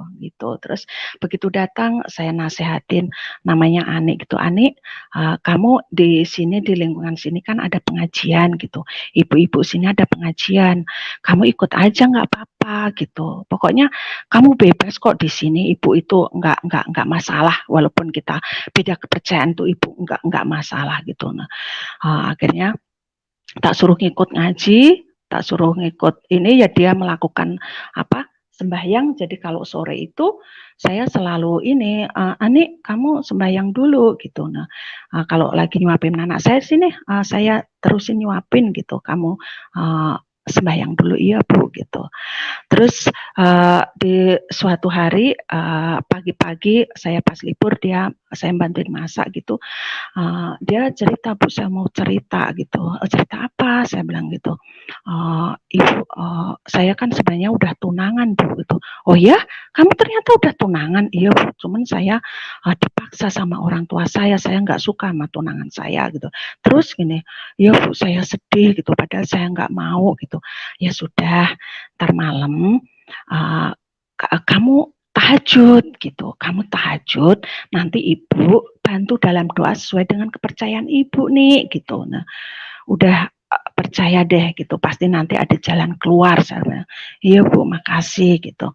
Akhirnya malamnya saya doa jam 7, biasa saya jam 7 ada itu jam doa saya gitu. Terus saya di kamar doa saya bukan diberikan solusi untuk Ani istilahnya dibatalkan tunangan itu gitu. Enggak, tapi doa saya itu begini, Tuhan Yesus tolong selamatkan Ani ya Tuhan, selamatkan Ani. Belas kasihanlah dia Tuhan, selamatkan Ani Tuhan gitu. Doa saya itu seperti itu saudara gitu. Akhirnya besoknya sore gitu kejadian gitu. Saya lagi ngobrol di teras sama tetangga saya gitu. Tiba-tiba anak Ani ini yang ngomong anak saya keluar, dia kan lagi nonton sinetron gitu. Keluar tiba ibu-ibu, ya ada apa nih gitu. Saya mau ngomong Bu, ngomong apa? Aku bilang gitu. Boleh nggak saya percaya sama kepercayaan ibu? Hah? Gitu. Akhirnya saya bilang sama tetangga, sebentar ya Mbak. Saya bilang, iya Bu gitu. Tetangga saya pulang, saya masuk ke ruang tamu gitu. Ani sini duduk gitu. Iya Bu. Apa kamu bilang tadi? Saya bilang tuh, iya Bu, saya mau ikut kepercayaan ibu. Ibu nggak salah dengar gitu. Enggak Bu. Kamu tahu nggak kalau ngikut Tuhan Yesus itu apa? Kamu mau nggak resikonya gitu? Seperti dulu ibu itu diusir sama orang tua loh. Saya tuh percaya sama Tuhan Yesus, saya bilang gitu. Terus kamu tak mau resikonya kalau percaya sama Tuhan Yesus? Kamu siap? Saya bilang gitu. Ya saya siap gitu. Pertama, kamu akan dibenci di lingkungan sini. Karena kan kamu tahu, kamu suka itu kan, maksudnya kamu kan muslim kan, istilahnya kamu kan istilahnya suka ikut ngaji gitu. Tiba-tiba kamu ikut saya. Kedua, keluarga besarmu pasti pasti kamu, keluarga besarmu pasti nggak mau, nggak terima kalau kamu percaya sama Tuhan Yesus gitu. Nggak apa-apa Bu, saya mau percaya sama Tuhan Yesus. Alasannya apa kamu percaya sama yang aku percaya? Saya bilang gitu. Karena saya kalau ngelihat ibu doa, ibu kan kalau doa di kamar ya, itu saya di kamar mandi itu sebenarnya saya dengerin loh Bu doa-doa ibu. Jadi ibu kalau doa itu kayak ini Bu, dikabulkan gitu. Oh berarti kamu kalau di kamar mandi cepak-cepik air itu ibu kedengeran itu ternyata kamu dengerin ibu doa. Saya bilang tuh, iya Bu gitu. Terus saya kalau ibu kerja saya juga baca-baca itu ibu baca renungan gitu. Oh gitu. Iya Bu. Terus akhirnya ya udah kalau memang kamu udah tekad, kamu berani nanggung resiko gitu. Mulai saat ini, ayo kita berdoa dan kamu mulai saat ini lepas jilbabmu dan kamu lepaskan syariatmu untuk tidak sholat lagi. Saya bilang tuh, iya Bu siap. Itu baju-bajumu apa mekenamu bisa kamu kasih apa ke temanmu karena dia punya teman juga yang jadi pembantu di Bogor. Nah, iya Bu. Nah, akhirnya saya bimbing dalam doa gitu. Saya bimbing akhirnya dia pertumbuhannya luar biasa saudara. Akhirnya dia punya iman yang luar biasa. Akhirnya kita setiap malam ada mesbah doa bareng kita sama anak saya sama pembantu saya gitu. Terus akhirnya besoknya gitu pas misalnya hari ini dia percaya sama Tuhan Yesus, itu suami saya marah gitu. Suami saya marah karena kan udah nggak pakai jilbab gitu dan ini lepas jilbab gitu. Suami saya marah ini marah-marah sama ini yang ngomong anak saya. Terus ini yang namanya Ani yang ngomong itu SMS ke saya gitu. Ibu saya dimarahin bapak katanya. Kenapa gitu? Iya saya dimarahin karena saya ngikut ibu. Saya dikatain ini. Ngapain kamu ikut ibumu? Ibumu itu kan ini apa? Orang gila katanya gitu. Orang keluarganya Muslim kok ibumu itu Kristen sendiri. Ngapain kamu ngikut ibumu gitu? Ya udah nih nanti kalau pulang nanti kita ngobrol, saya bilang gitu. Akhirnya saya pulang, kita ngobrol sama Ani, terus akhirnya saya negor sama suami saya. Mas kenapa kamu marahin Ani? Saya bilang gitu. Kamu nggak boleh marahin Ani. Saya bukan ngajak, Ani sendiri yang ngajak. Ani sendiri yang minta pindah ke agama saya bilang gitu. Kamu nggak berhak marahin. Namanya hati ya, itu tuh masing-masing gitu. Terus gitu terus dia bilang gini, nanti ya kamu ya gitu nunjuk ke saya, nanti kamu ya akan ini ngikut saya katanya gitu, aku nanti mau jadi musafir katanya begitu. Terus saya cuma bilang, saya juga tidak akan memaksa kamu kok ikut agama saya bilang gitu, tapi saya akan mendoakan kamu ya, suatu saat kalau memang kamu percaya sama Tuhan Yesus itu bukan karena saya, tapi kalau Tuhan udah memilih kamu, kamu nanti juga tidak akan bisa menolak seperti Ani, saya bilang gitu. Akhirnya suami saya diam aja tuh, seperti itu. Jadi puji Tuhan, jadi yang ngomong anak saya percaya sama Tuhan Yesus gitu. Dia cerita gitu. Saya melihat ibu itu beda sama dengan seperti saya kalau kerja di tempat lain, Bu. Saya kerja di tempat lain tuh udah pindah-pindah. Tapi ibu memperlakukan saya itu bukan seorang pembantu gitu. Iya nih, saya tidak menganggap kamu itu pembantu di sini. Kamu adalah aku anggap sebagai anak-anak saya bilang gitu. Saya tidak pernah menganggap kamu pembantu. Kamu adalah anak saya yang pertama gitu. Biarin orang lain kalau yang kamu kerja nganggap pembantu, tapi buat saya kamu bukan pembantu. Kita makan satu makan semua. Kita jajan satu jajan semua. Saya bilang gitu. Jadi dia itu katanya menilai saya seperti itu gitu. Katanya beda gitu, seperti itu. Seperti itu saya bersyukur. Demikian juga dengan kedua orang tua saya yang diselamatkan Tuhan melalui caranya Tuhan, yang dimana Tuhan kalau menyelamatkan orang itu dengan cara yang berbeda-beda, saudara. Ada yang mungkin melalui mimpi, melalui penglihatan, tapi orang tua saya dipilih Tuhan itu melalui saya diizinkan kecelakaan, saudara. Saya kecelakaan dan kaki saya patah, 2 jari kaki saya. Dalam kecelakaan itu saya biasanya orang kecelakaan kalau sakit itu kan biasanya marah-marah, tapi saya kalau ke kamar mandi itu kaki saya bengkak itu saya cuman Tuhan kau baik, Tuhan kau baik. Terima kasih Tuhanku tetap baik. Padahal itu sakitnya minta ampun tuh, tapi saya tetap mengatakan Tuhan baik. Ternyata singkat cerita, saudara, dengan kecelakaan saya itu saya pulang kampung gitu. Saya pulang kampung, saya menceritakan saya habis kecelakaan gitu. Oh, pantesan pincang gitu kata bapak saya gitu. Iya, kapan gitu? Udah ini 8 bulan masih pincang gitu. Terus di kampung itu saya kalau pulang kan saya ini ngundang dari gereja untuk ibadah gitu. Terus akhirnya saya dalam ibadah itu saya kesaksian gitu. Kesaksian saya kecelakaan gitu, tapi saya nggak dioperasi gitu karena saya berdoa sama Tuhan supaya tidak dioperasi gitu. Itu juga ada ceritanya lagi kenapa nggak dioperasi gitu. Terus saya cerita sama orang tua saya, saya nggak dioperasi, ini berkat Tuhan, padahal kalau menurut kedokteran ini dioperasi gitu. Terus akhirnya hamba Tuhan itu menceritakan mujizat-mujizat yang terjadi dalam kehidupan saya itu diceritakan sama hamba Tuhan itu kepada orang tua saya gitu. Terus akhirnya besoknya pagi saya bilang sama orang tua saya, karena orang tua saya kan Muslim, saudara gitu. Tapi Muslim yang tidak taat gitu, yang tidak taat gitu. Terus saya bilang sama bapak saya gini, bapak kan udah sepuh, saya bilang gitu. Kalau memang ini ya, kalau mau menjalankan Muslim ya Muslim yang taat gitu, Muslim yang benar, yang taat gitu. Kalau mau ke gereja, saya bilang gitu. Terus bapak saya diam aja.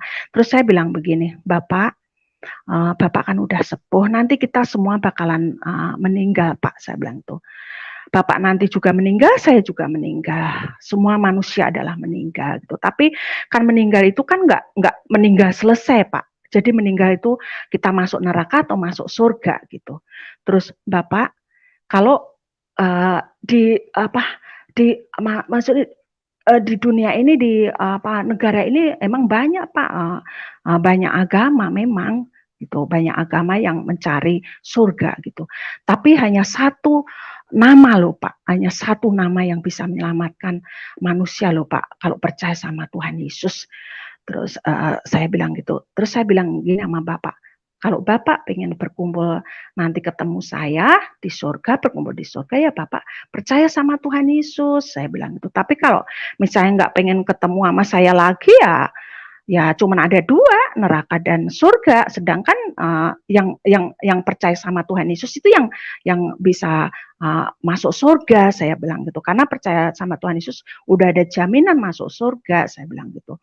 Terus orang tua saya mikir gitu. Orang tua saya mikir gitu, karena orang tua saya mikir ngelihat kesaksian-kesaksian yang semalam disaksikan hamba Tuhan, menyaksikan kehidupan saya itu gitu. Terus ya udah aku ini aja ikut kepercayaanmu gitu.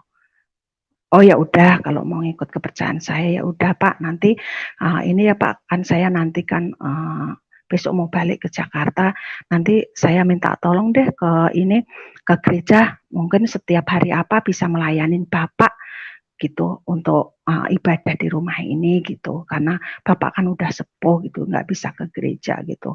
Ya udah gitu, akhirnya puji Tuhan dengan kesaksian saya jatuh itu, ternyata saya jatuh kecelakaan itu tujuannya supaya kesaksian saya itu ini untuk menyelamatkan orang tua saya, saudara. Akhirnya kedua orang tua saya bertobat dan percaya sama Tuhan Yesus. Padahal dulu saya pernah bilang, Bapak itu ke gereja gitu, biar selamat.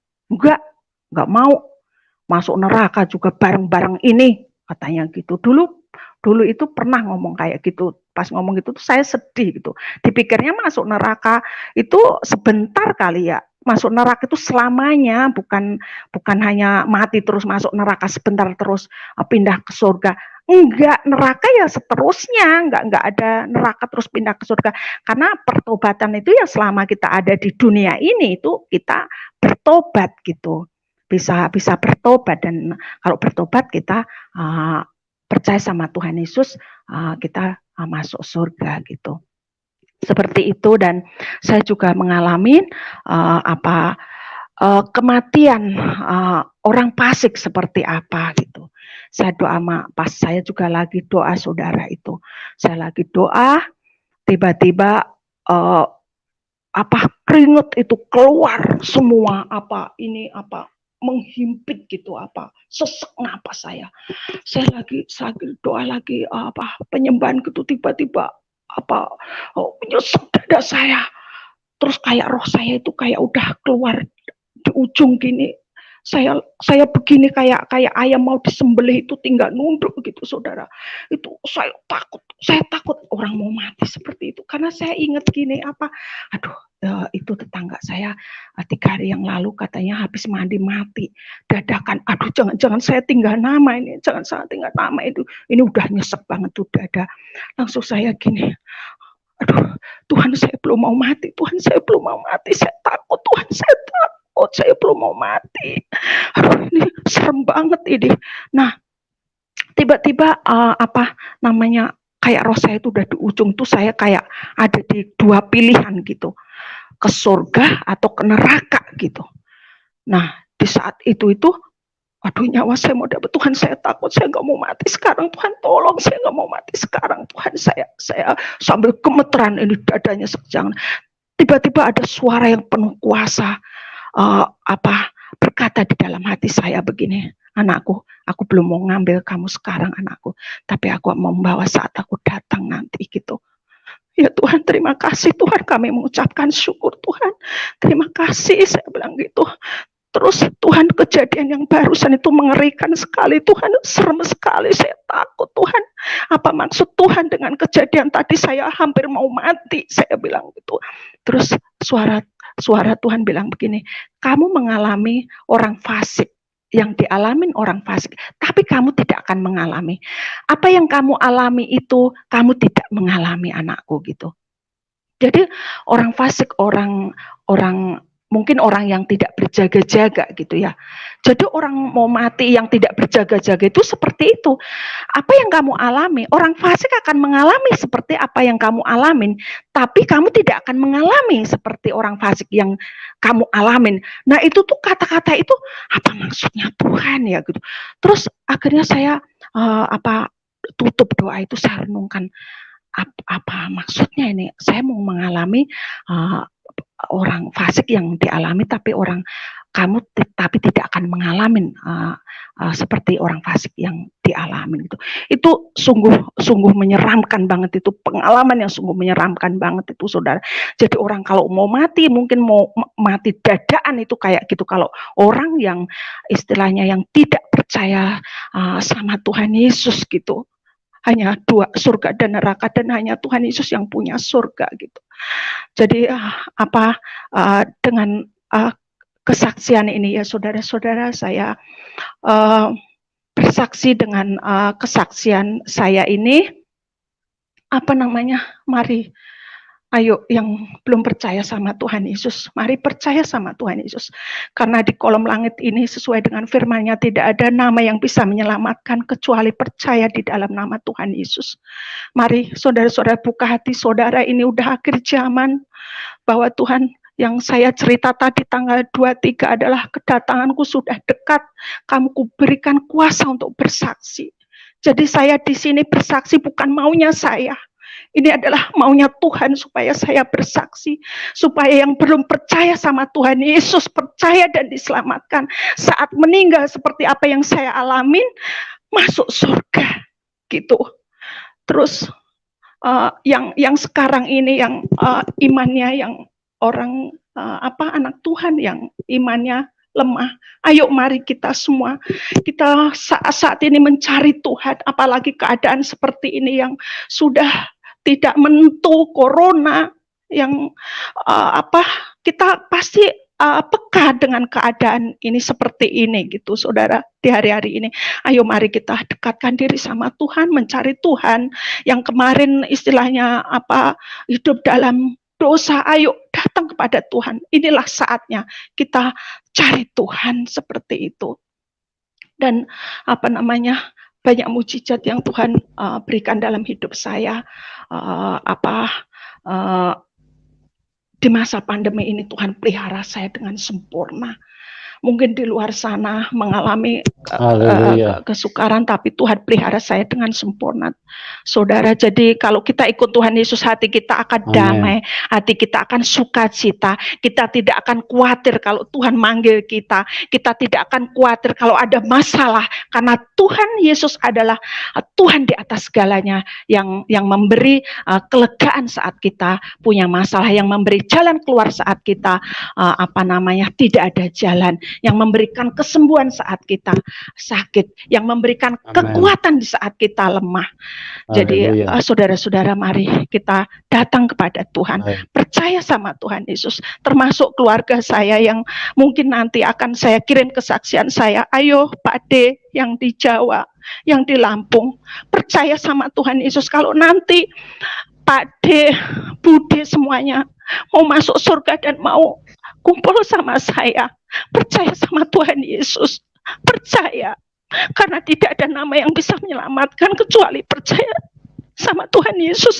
Agama di dunia banyak, tapi agama tidak bisa menyelamatkan. Agama adalah buatan manusia. Agama adalah istilahnya peraturan manusia, tapi Tuhan Yesus datang ke dunia bukan membawa agama, saudara. Tuhan Yesus, siapa yang percaya kepadaku, aku selamatkan, dan siapa yang tidak percaya kepadaku akan kuhukum, itu firman-Nya. Ayo saudara-saudara semua, mari datang kepada Tuhan, mari percaya sama Tuhan. Dan keluarga besarku, percaya sama Tuhan Yesus. Percayalah, kalau keluarga besarku nanti mau berkumpul di surga, percaya sama Tuhan Yesus, karena ya Tuhan Yesus yang bisa menyelamatkan manusia. Tidak ada nabi yang bisa menyelamatkan manusia kecuali Tuhan Yesus. Kalau di Muslim adalah Nabi Isa. Kalau saudaraku masih belum percaya dengan nama Yesus, percayalah kepada Nabi Isa itu. Nabi Isa adalah Tuhan Yesus sendiri. Percayalah. Kalau mungkin malu dengan lingkungan atau keluarga, percayalah dalam hati. Karena Tuhan Yesus adalah melihat hati. Tuhan Yesus melihat iman manusia dan hati manusia. Tolong keluarga besarku melalui kesaksian ini, tolong bertobat dan percaya sama Tuhan Yesus, karena ini udah akhir zaman. Kita akhir zaman, kita nggak tahu kapan Tuhan Yesus datang dan kapan, nggak tahu hari kiamat, kita nggak tahu. Terima kasih. Inilah kesaksian hidup saya, perjalanan hidup saya, mengalami pengalaman-pengalaman Tuhan yang Tuhan berikan. Semoga menjadi berkat dan kekuatan bagi kita semua yang menyaksikan, dan keluarga besar saya yang percaya sama Tuhan Yesus. Terima kasih. Baik Ibu, terima kasih. Tuhan Yesus memberkati Ibu, kesaksian yang begitu luar biasa. Ya, di dalam kasih Tuhan yang begitu besar, dengan cara yang berbeda-beda, dinyatakan kepada setiap manusia yang dipilih oleh Tuhan. Seperti yang tertulis di dalam Alkitab, bukan kamu yang memilih aku, tapi akulah yang memilih kamu.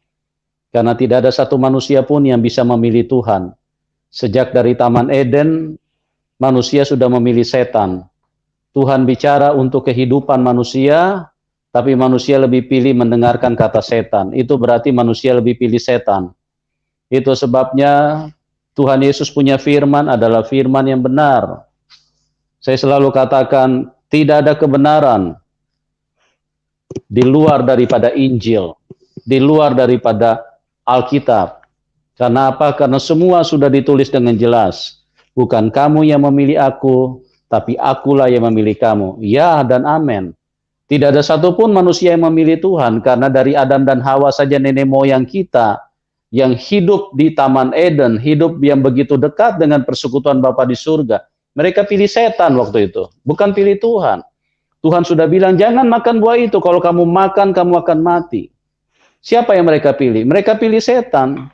Itulah manusia. Jadi, apa yang dikatakan Tuhan Yesus di dalam Yohanes 15 ayat 16, itu adalah firman kebenaran. Bukan kamu yang pilih aku yang pilih kamu.